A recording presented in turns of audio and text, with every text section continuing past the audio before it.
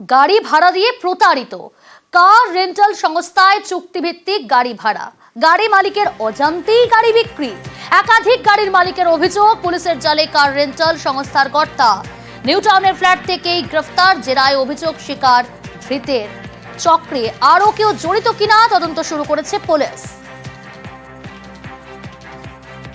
আমি নিজে একটা ওলা উবেরে গাড়ি চালাই, অল্টো গাড়ি, আর আমার দুটো সেকেন্ড হ্যান্ড গাড়ি নেওয়া ছিল। এবার উনি আমার সঙ্গে ফার্স্ট পরিচয় জুমকার থেকেই।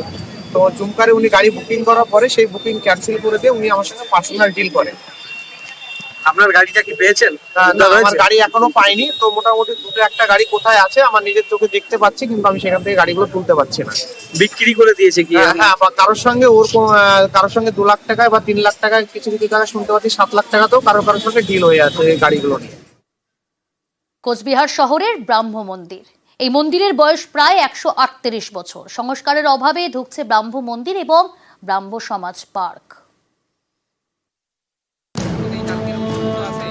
মন্দিরের গায়ে বয়সের ছাপ, মাকড়সার জাল, অবহেলা। এটা কোচবিহার শহরের ব্রাহ্ম মন্দির। বয়স প্রায় 138 বছর। একসময় ব্রাহ্ম সমাজের উপাসনা স্থল ছিল এই মন্দির। এখন সেসব কিছুই হয় না। এটাকে সাজিয়ে তোলার পরিকল্পনা আমরা অনেকবার শুনেছি, কিন্তু কেন হচ্ছে না তা প্রশাসন ভালো বলতে পারবে বা পৌরসভা ভালো বলতে পারবে। কোচবিহার শহরের সুনীতি রোডের পাশে ব্রাহ্ম মন্দির। প্রায় 138 বছরের পুরনো ব্রাহ্ম মন্দির। নববিধান ব্রাহ্ম সমাজের প্রতিষ্ঠাতা ছিলেন কেশবচন্দ্র সেন। তার বড় মেয়ে সুনীতি দেবীর বিয়ে হয় কোচবিহারের রাজা নৃপেন্দ্র নারায়ণের সঙ্গে। তারপর তৈরি করা হয় ব্রাহ্ম মন্দির। পরে রাস্তার নাম হয় সুনীতি রোড। বছর 20 আগে এই মন্দিরের পাশেই পার্ক তৈরি করে কোচবিহার পুরসভা, ব্রাহ্ম সমাজ পার্ক।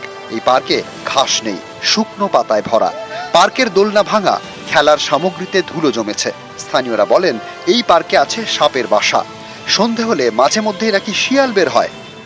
এখানে বিভিন্ন মানুষ আসে দেখার জন্য, আর এটা হেরিটেজ, কারণ ব্রাহ্ম মন্দির এটা তো দীর্ঘদিনের এখানে আছে।